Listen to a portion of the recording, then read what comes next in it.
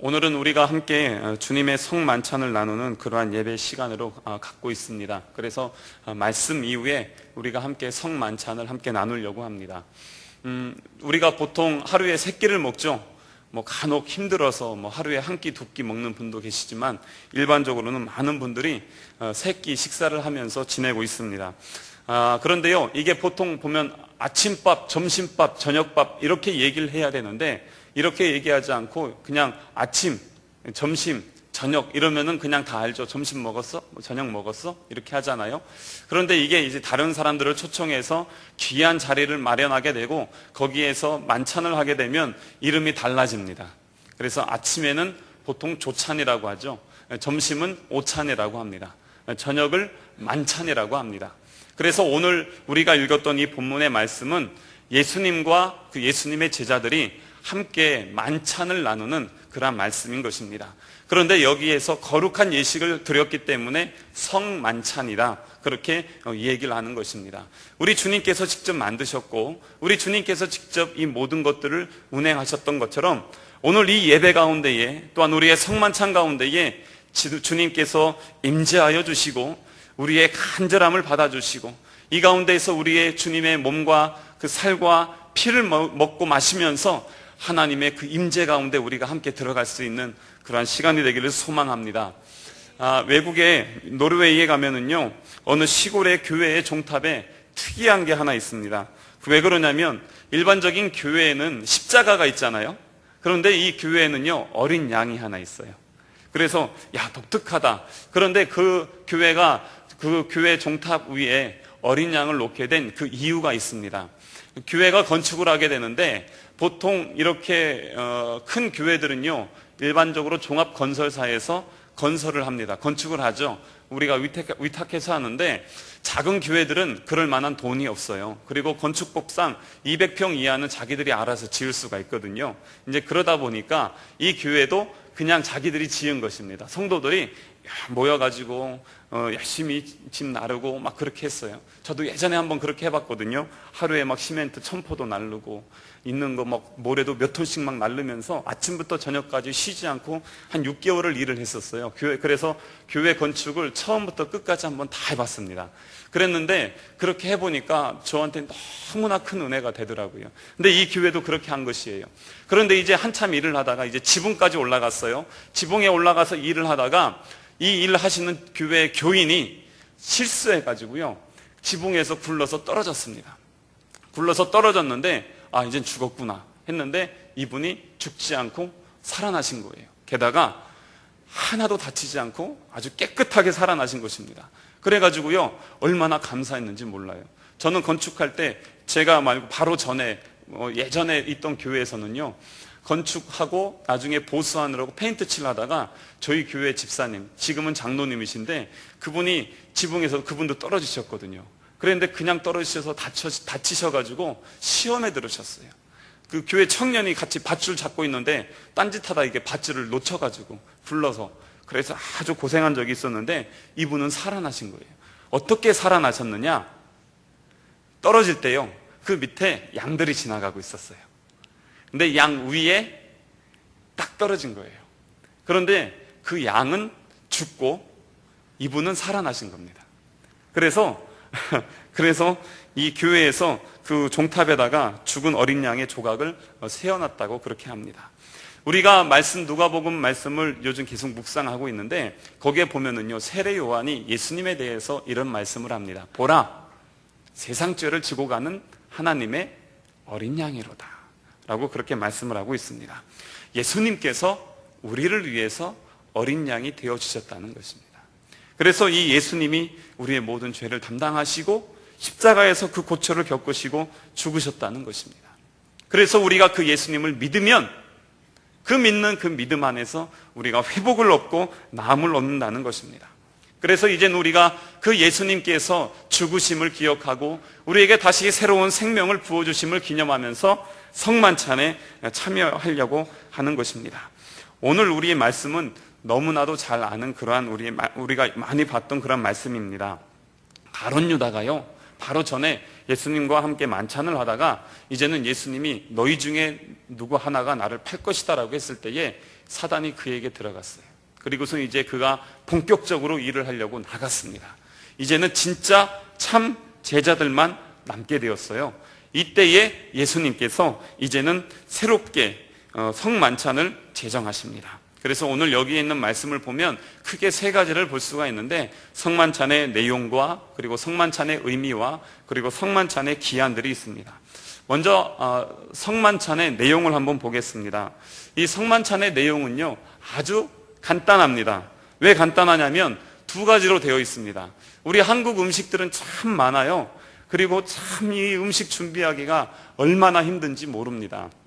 게다가요 이 음식을 만들어 놓고 막 정말 힘들게 준비했는데 먹는 시간은 정말 짧습니다. 우리 여성분들 정말 그럴 때 막 안타깝죠. 그리고 설거지 하는 시간이 더 길어요. 막 이 명절 때 보면 참 힘든데, 오늘 여기에서는요 딱 두 가지입니다. 떡과 그리고 포도주 두 개가 있습니다. 이 6월절에는요 누룩이 없는 떡이라고 합니다. 여러분 밖에 나가서 우리가 이렇게 빵집에 가서 빵을 먹게 되면은 부풀어 올라 있잖아요. 이것이 왜 그러냐면 이스트를 넣죠. 그러면은 이게 발효가 되면서 오븐에 넣어서 구우면 부풀어지게 됩니다. 그런데 이 이스트가 누룩이에요. 이것을 넣지 않았다는 것입니다. 그래서 아주 딱딱하고 맛이 없어요. 그런데 이것을 먹고 그 다음에 평소에 먹던 물을 먹습니다. 물이 아니라 포도주를 먹습니다. 포도주를 먹는데 이 포도주가 너무 많이 마시면은 취할 수 있잖아요. 그렇기 때문에 그렇게 되지 않기 위해서 거기에다가 물을 좀 탑니다. 그래가지고 함께 먹게 됩니다. 당시에 함께 이렇게 성만찬을 한다는 거는요 상당한 가족적인 개념입니다. 초대교회에 주의 성도들이 주님 앞에서 낮에는 회당에 가서 열심히 전도하고 복음을 증거하다가 밤에는요 집에 모여서 떡을 뗐다라고 사도행전에 보면 그런 기록들이 나오고 있습니다. 이 떡을 뗐다는 것이 바로 성만찬입니다. 그런데 이 초대교회 사람들은요 매일 모였어요. 매일 모여서 저녁에 떡을 뗐는데 이 그릇에 포도주를 담그고 떡을 찍어서 먹는데, 떡을 찍어서 먹을 때 보면은 이 손도 들어가기도 하고 그래요. 그런데 그런 거랑 상관없이 가족이기 때문에 그냥 같이 먹습니다. 요즘 우리가 그 국이나 찌개 같은 거 먹을 때도 가족들 같이 먹잖아요. 그냥 그런 개념이에요. 위생상 별로 안 좋다고는 그렇게 얘기를 하지만 이 초대 교인들은 그렇게 했습니다.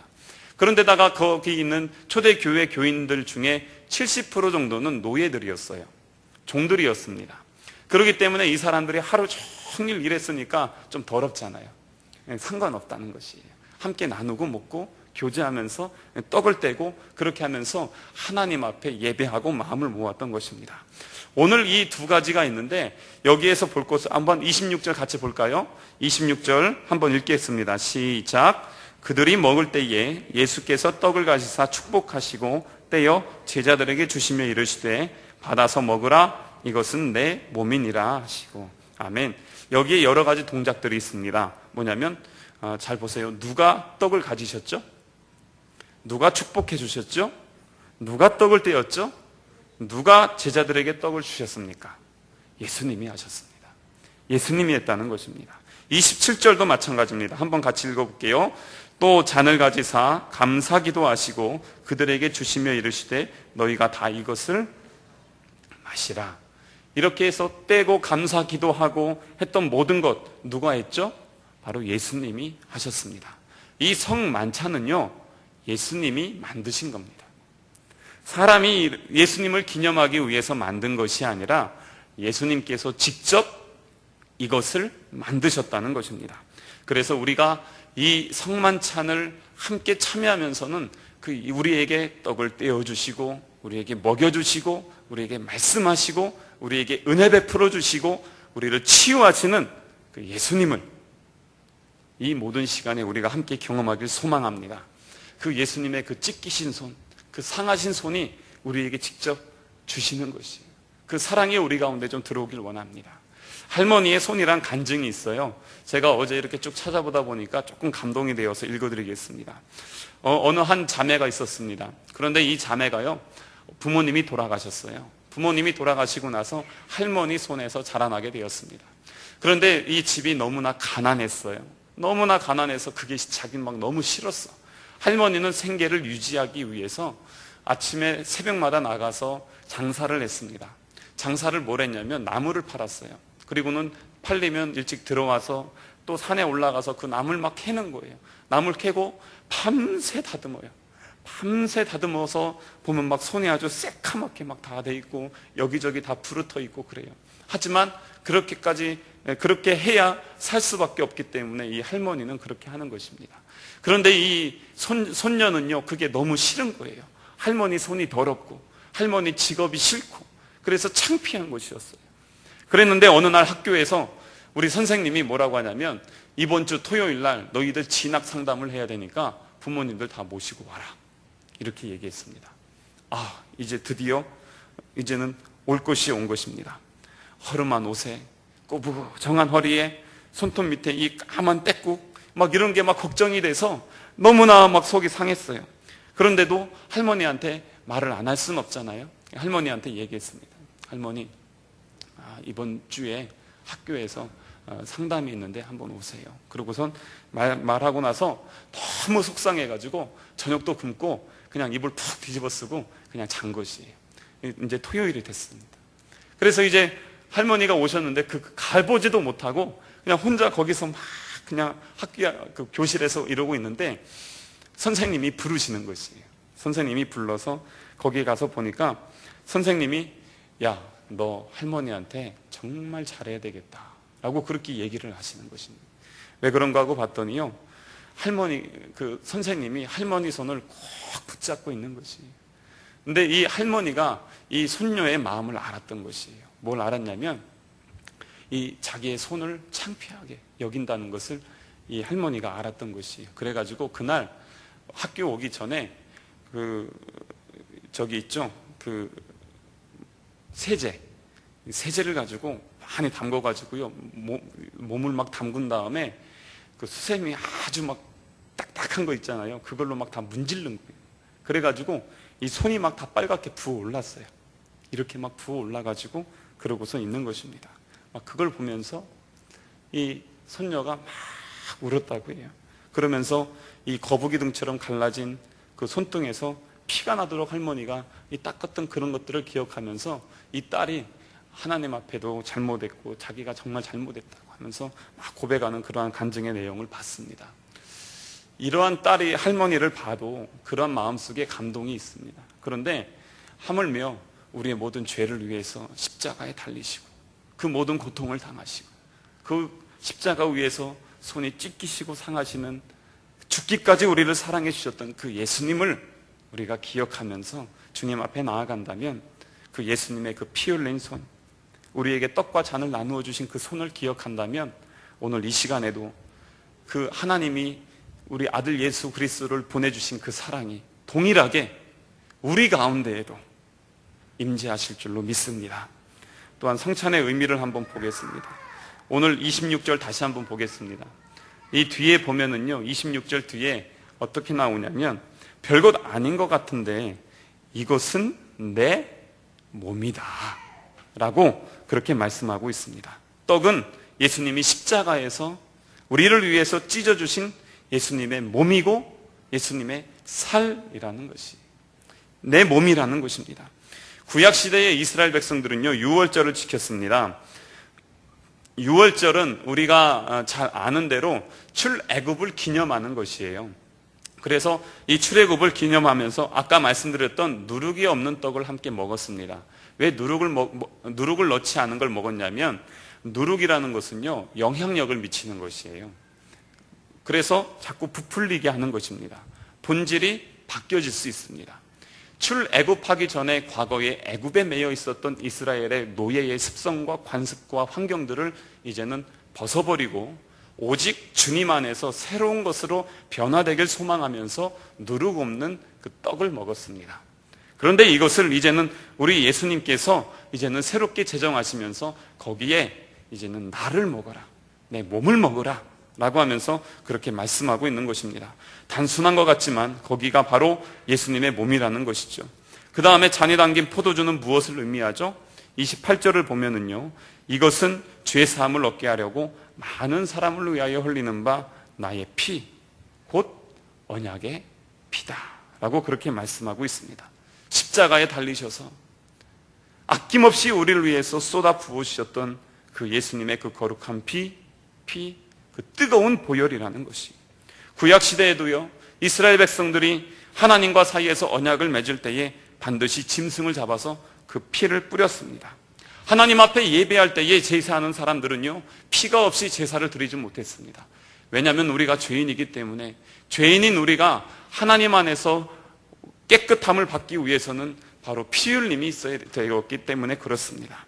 그래서 히브리서 9장 22절에 보면은 피 흘림이 없으면 사함도 없다라고 그렇게 말씀하고 있어요. 그래서 우리가 이 구약에 있는 사람들은 하나님 앞에 예배 드릴 때마다 그 모든 것을 쏟아서 하나님 앞에 올려드렸습니다. 그런데 이제는 우리 예수님께서 그것을 예수 그리스도의 보혈로 말미암아 새 언약을 맺어주시고, 이제는 다시는 짐승을 죽여서 피를 뿌리는 것이 아니라 예수님을 통해서 하나님 앞에 나아갈 수 있는 은혜를 베풀어 주셨다는 것이에요. 이것이 바로 예수 그리스도의 보혈이라는 것입니다. 성만찬에 이 예수님께서 우리들에게 부어주신 그 보혈이 있다는 것입니다. 그렇기 때문에 우리 가운데에서도 피 흘림이 있어야 되지만, 우리가 이것을 기념하고 묵상하면서 주님의 살과 피를 나누는 가운데에 하나님의 그 은혜와 사랑이 우리 가운데에 그대로 임재한다는 것이 얼마나 감사합니까? 20세기 초에 이탈리아의 지오바니 파피니라는 사람이 있었습니다. 아주 유명한 사람이었어요. 그랬는데 이 유명한 사람이요, 글도 잘 쓰고 아주 전도 유망했죠. 그랬는데 단 한 가지 안타까운 점이 있었는데, 부모님은 열심히 교회를 다니는데 이 사람이 교회를 안 다니는 것이. 근데 어느 날 병에 걸렸습니다. 병에 걸려서 죽을 수밖에 없는 상황이 막 계속 되는 것이에요. 어머니가 너무 안타까워 있는데 어느 사람이 지나가면서 이런 말을 했습니다. 인육을 먹으면 나을 수도 있을 것입니다. 이런 얘기를 했다고 해요. 꼭 전설에서 나온 얘기 같죠. 그랬는데 그렇게 얘기했을 때에 어머니의 마음속에 진짜 그 마음이 들어갔어요. 그래가지고 자기의 이 허벅지 살을 갖다가 잘라서 아들에게 먹여줬다고 해요. 근데 그것 때문에 그랬는지는 모르겠지만 진짜로 이 파피니가요, 점점 회복되는 것이, 점점 막 나아요. 그런데 어느 날 어머니한테 이런 얘기를 합니다. 어머니, 저번에 먹었던 그 고기 있죠? 그거 좀 더 먹고 싶어요. 그러는 것이. 어머니가 깜짝 놀랐습니다. 그런데 그럼에도 불구하고 아들을 사랑하니까, 그래서 이 어머니가 또 다른 쪽 한쪽에 있는 허벅지 살을 떼려고 하다가 잘못하는 바람에요, 이 동맥까지 끊어버렸어요. 그래가지고 피가 막 흘러가면서 하면 이제 거의 돌아가실 때가 되었는데, 그 상황을 보고 아들이 엄마를 발견하고서 막 뛰어들어가서 통곡을 하면서 울부짖습니다. 막 울부짖으면서 아니 왜 그렇게 하셨냐고 하면서 막 그러는데, 이 어머니가 돌아가시면서 하신 말씀이 있습니다. 아들아, 나는 죄 많은 몸으로 너의 몸을 일시적으로 구했을 뿐이다. 그러나 예수님은 아무런 죄가 없으신 몸으로 우리 모두의 죄를 사하시고 영원한 생명을 주시기 위해 십자가에서 자기의 몸을 아낌없이 너에게 주셨다. 그러니까 너는 반드시 예수님을 믿어야 된다. 예수님을 믿어라. 돌아가시면서 막 그 얘기를 하는 것이, 예수님을 믿으면 너도 영원한 생명을 얻을 수 있다. 내가 간절히 부탁한다. 너 꼭 예수님을 믿도록 해라. 어머니는 돌아가시고 그 이후에 이 파피니의 삶이 완전히 달라졌습니다. 어머니의 유언대로 예수님을 영접하게 되었습니다. 그리고 이제는 그가 기독교 작가가 되었어요. 그래서 그리스도의 이야기, 떡과 포도주 등 많은 신앙적인 글들을 통해서 사람들을 전도하고 증거하는 일들을 해나갔다는 그런 이야기가 있습니다. 바로 그런 것입니다. 예수님이 우리들에게 보여주신 것은 자기의 모든 것을 아낌없이 내어주신 그 사랑입니다. 사람이 이렇게도 감동적인데, 신이신 하나님께서 인간의 몸을 입고 이 땅에 내려오셔서 자기의 모든 것을 아낌없이 우리들에게 다 부어주셨다는 것입니다. 사람이 하기에도 어려운 일인데 신이신 하나님께서 직접 모든 것을 다 내어주시기까지 아낌없이 쏟아놓을 만큼 사랑했던 그 존재가 바로 여러분들이었다는 것입니다. 여러분들 한 사람 한 사람 그 마음 중심에는 바로 그 예수님의 사랑이 있고 예수님의 은혜가 있고 예수님의 그 능력이 있습니다. 우리가 이것을 예수님의 살과 피를 먹으면서 나눌 때마다 그것들이 회복되어지고 그리고 치유되어지고 경험되어지고 그래서 하나님의 귀한 복된 자녀들로 다시 한번 살아갈 수 있는 우리 모두가 되기를 주님의 이름으로 축원합니다. 세 번째로는 성찬의 기한입니다. 성찬은 우리가 언제까지 해야 될까요? 성찬은요, 29절에 보세요. 29절 한번 읽어보겠습니다. 시작. 그러나 너희에게 이르노니 내가 포도나무에서 난 것을 이제부터 내 아버지의 나라에서 새 것으로 너희와 함께 마시는 날까지 마시지 아니하리라 하시니라. 아멘. 그렇습니다. 예수님께서요, 이 말씀을 통해서 이제는 유월절 만찬이 이제는 끝났다 아예 선언을 하십니다. 그 이후에 두 번 다시 우리는 유월절을 지키지 않습니다. 유월절을 지키지 않고 그래서 오늘 여기 있는 이 만찬을 일명 최후의 만찬이다 라고 그렇게 말씀하는 것입니다. 유월절의 만찬이 종료되었기 때문에 그런 것이에요. 이제는 우리가 예수님께서 새롭게 제정해 주신 성만찬을 새롭게 하는 것입니다. 구약의 성도들은 유월절을 지켰지만 이제는 신약의 성도들 이후에 있는 우리들은 성만찬을 지키고 있는 것입니다.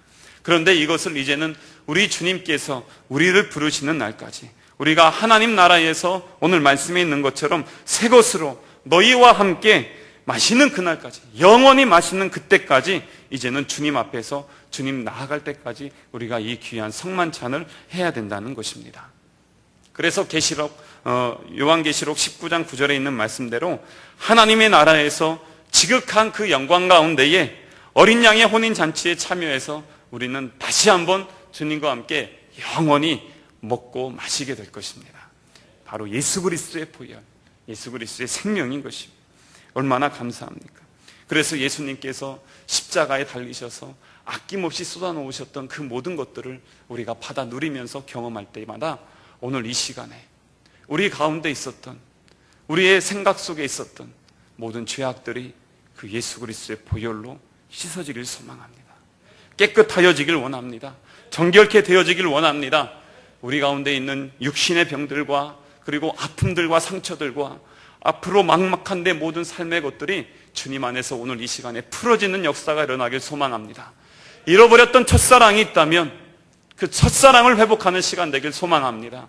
다시 우리 주님 안에서 뜨거운 열정으로 주님을 사랑하고 하나님 앞에 나올 수 있는 귀한 은혜의 감동들이 우리 가운데서 회복되어지는 그러한 시간이 되기를 주님의 이름으로 축원합니다.